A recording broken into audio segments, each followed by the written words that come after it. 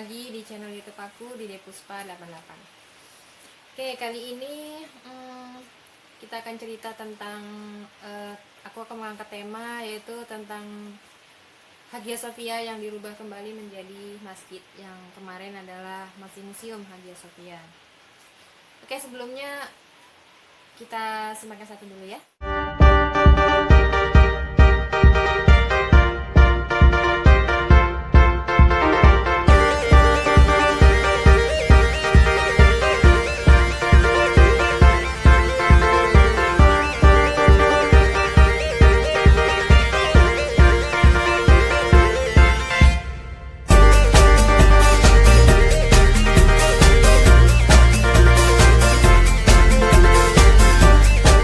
Hai guys, jangan lupa untuk subscribe, like, komen atau share di channel YouTube aku di Depuspa 88. See ya, assalamualaikum.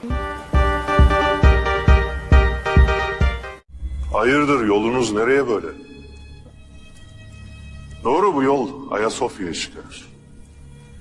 Lakin her kim ki elinde haçla gözünü hilale dikmiş yola koyuluyorsa o yolun sonu onun için ölümdür. Ayasofya İslam'dır. Evveli öyle değildi. Artık aslına dönecek.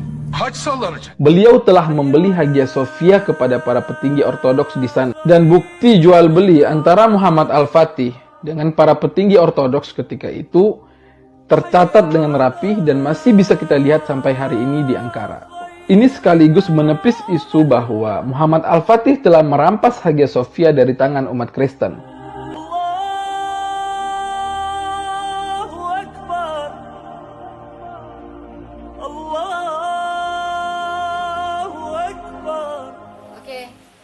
Sekarang aku akan ceritakan tentang sedikit sejarah tentang Hagia Sophia. Jadi tahun 2017 aku pernah ke sana.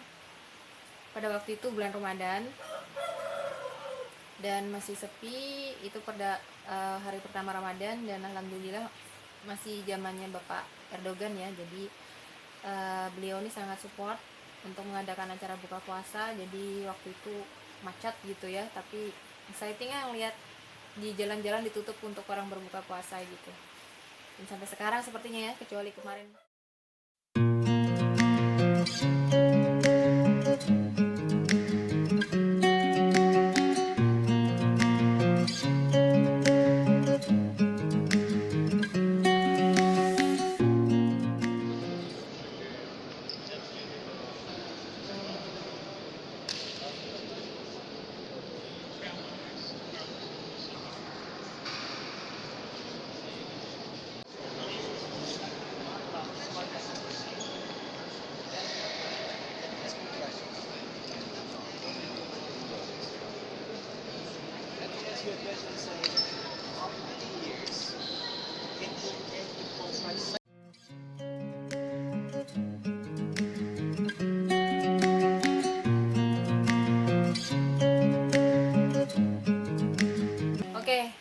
Jadi Hagia Sophia ini sebelum menjadi masjid, sebelumnya adalah museum yang sekarang diperdebatkan.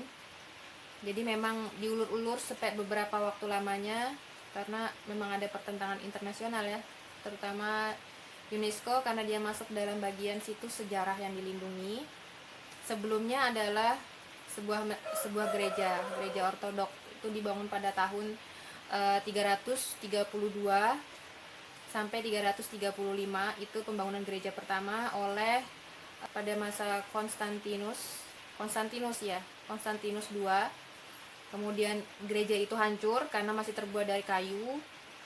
Dibangun kembali pada tahun 357 oleh kerajaan Raja Theodosius II. Kemudian hancur juga karena kerusuhan karena dibakar oleh massa itu. Kemudian itu sudah dibangun 5 tahun ya, tapi tidak semuanya terbakar karena dia dasarnya terbuat dari marmer, itu yang terselamatkan. Dibangun kembali menjadi gereja pada tahun 537, jadi 2 abad setelahnya dibangun menjadi gereja oleh Raja Yustianus II dan dia melibatkan ahli fisika dan ahli matematika, yaitu Anthemus ahli fisikanya, ahli matematikanya.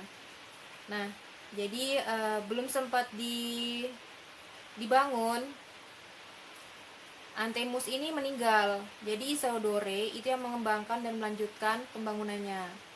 Dia mengelola bahan-bahannya, sementara Anthemus adalah penghitungan daya tahan bangunannya.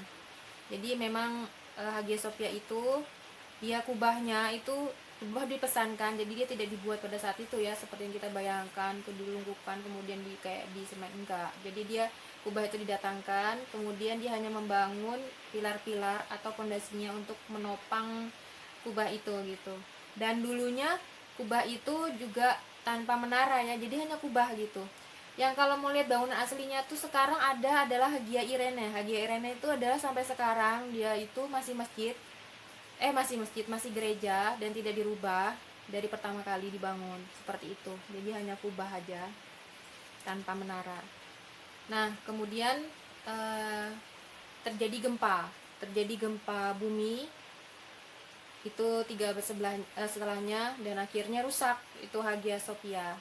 Jadi dia ada basilika ya namanya, yang digunakan oleh kaum Ortodok pada saat itu, rusak dan tidak diperbaiki.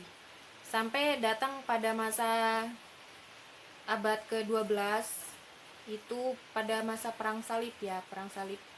Dan akhirnya dikuasai oleh gereja katedral. Katedral digunakan, diperbaiki karena pintunya sudah rusak, itu diperbaiki. Namun akhirnya terjadi gempa lagi dan dibiarkan sampai pada masa abad ke-15 ya, 14-15, itu pada masa perang salib yang keempat yang dipimpin oleh Sultan Mehmed Al-Fatih yang akhirnya menguasai Konstantinopel ya, dan akhirnya jatuh ke tangan Turki Utsmani. Dan saat itu Hagia Sophia diperbaiki, diganti semua ornamennya, dan sebelum diperbaiki sudah ada serah terima ya guys, jadi dia tidak direbut. Jadi Al-Fatih dia membeli Hagia Sophia atau membuat surat kepemilikan terhadap Hagia Sophia untuk dirubah menjadi masjid saat itu, dan itu disetujui oleh Dewan Gereja saat itu ya. Jadi sebenarnya harusnya tidak ada pertentangan ya masalah dia sudah menjadi masjid. Nah, Al-Fatih ini tidak merubah apapun yang ada di dalam gereja itu, dia hanya menutupi. Jadi kalau misalnya umumnya gereja di situ ada patung Yesusnya, kemudian ada lukisan Bunda Marianya, itu hanya ditutupi.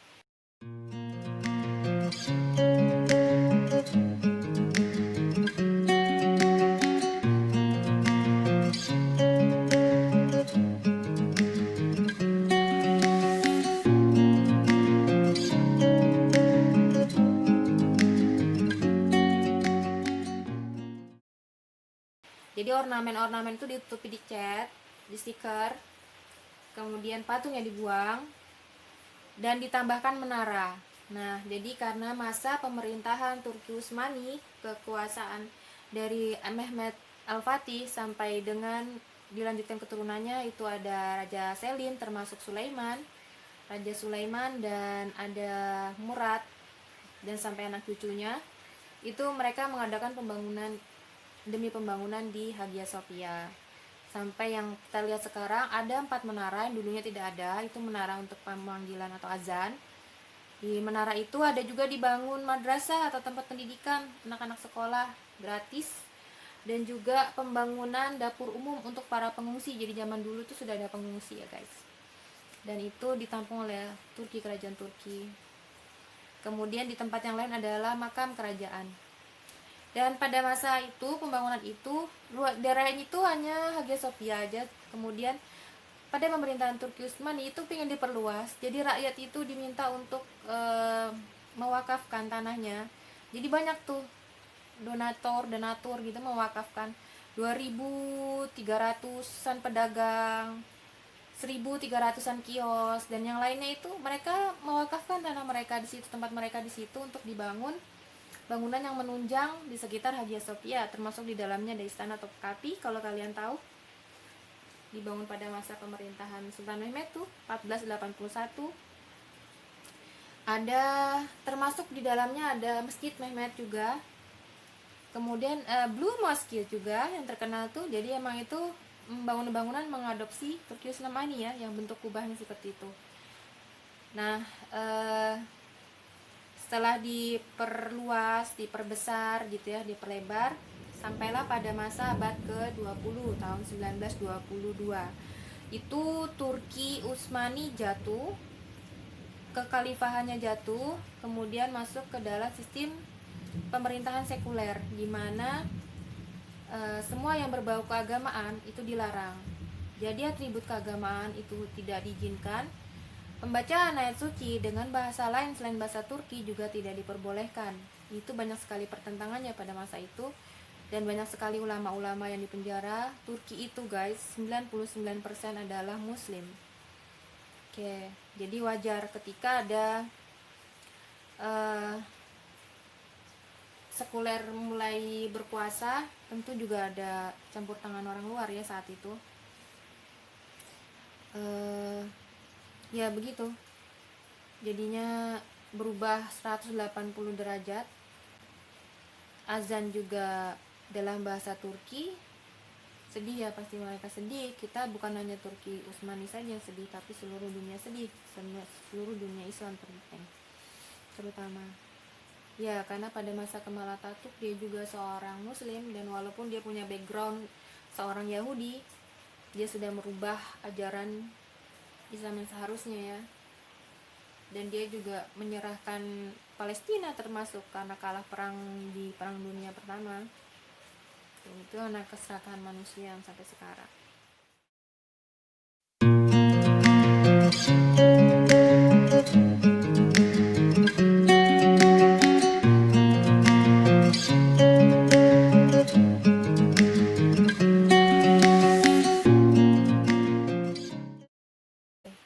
Kemudian pada tahun 2006-2007, ketika dipimpin oleh sekuler itu, banyak protes dari kalangan Ortodoks di Turki sendiri maupun di kalangan masjid Ortodoks di Yunani. Jadi Yunani itu udah protes dari dulu, itu pengen dijadikan katedral lagi. Jadi dijadikan museum pada masa Kemal Atatürk, otomatis dibuka ya plesternya tadi yang menutupi lukisan Bunda Maria, malaikat-malaikat itu dan sebagainya, itu dibuka kembali. Jadi di situ di atasnya ada patung itu, kemudian ada lukisan itu, kemudian ada juga kaligrafi Islam di situ berpadu. Jadi toleransi yang sangat indah gitu ya.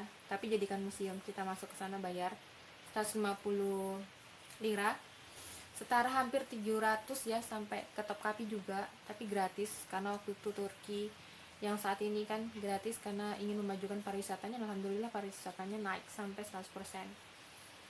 Ya, dan sekarang guys kalau mau ke sana kalian nggak perlu bayar, hanya butuh wudhu, sholat di dalamnya.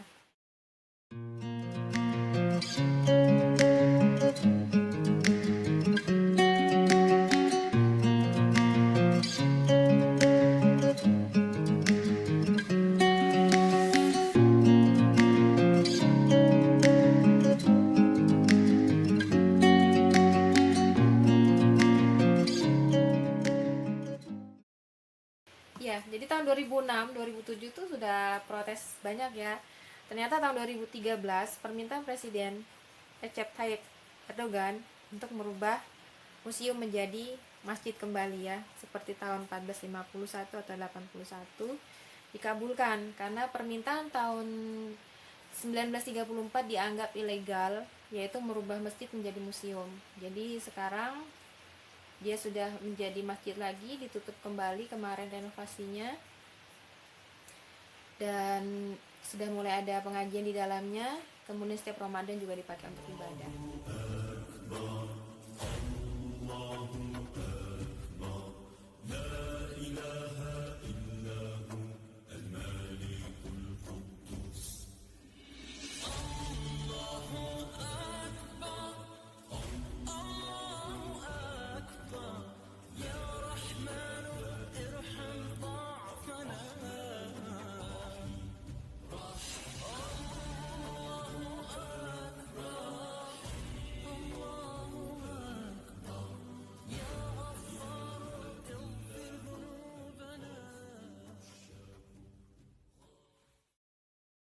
Oke guys, gitu aja informasinya. Kalau kalian kesana, cobalah mampir.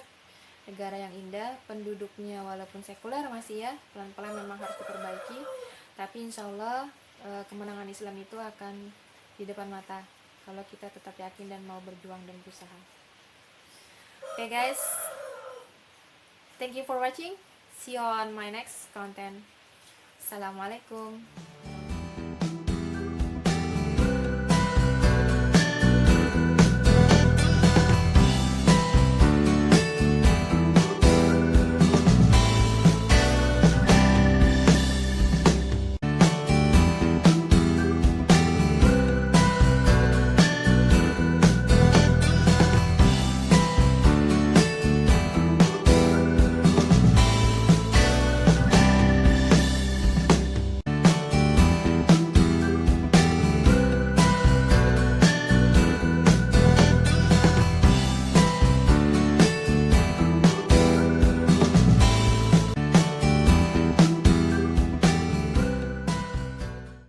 Bugün Ayasofya inşa edildiği tarihten itibaren defalarca şahit olduğu yeniden dirilişlerinden birini yaşıyor. Ayasofya'nın dirilişi, Mescid-i Aksa'nın özgürlüğe kavuşmasının habercisidir.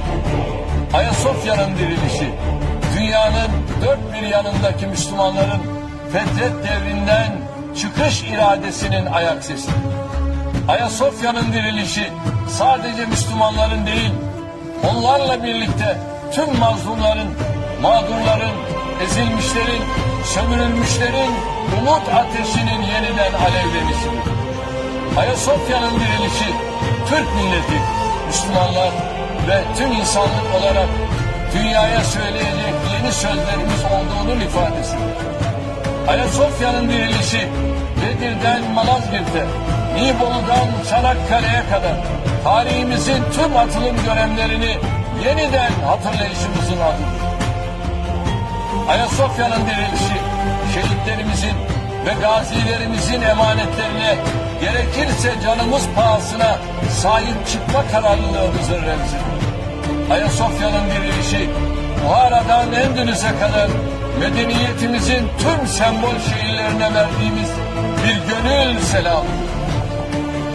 Ayasofya'nın dirilişi Alparslan'dan Fatih'e ve Abdülhamid'e kadar ecdadın tamamına vefamızın gereğidir.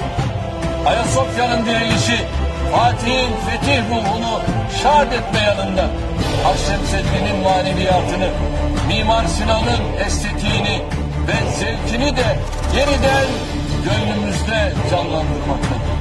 Ayasofya'nın dirilişi insanlığın özlemle beklediği temeli adalet, vicdan, ahlak, tevhid ve kardeşlik olan medeniyet güneşimizin yeniden yükselişinin sembolüdür. Ayasofya'nın dirilişi bu mabedin kapılarındaki zincirler yanında, topyekün gönüllerdeki ve ayaklardaki prangalarında kırılıp atılmasıdır.